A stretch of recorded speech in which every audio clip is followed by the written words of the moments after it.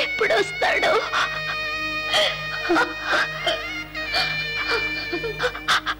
అసలు వస్తాడు రాడు? అమ్మా వస్తాడు రాడు? అమ్మా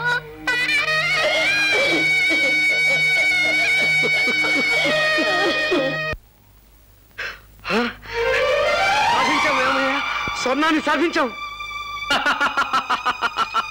ప్రపంచాన్నే జయించాం అభిరామ. మనిషి తలుచుకుంటే అసాధ్యమేది లేదని నిరూపించాం.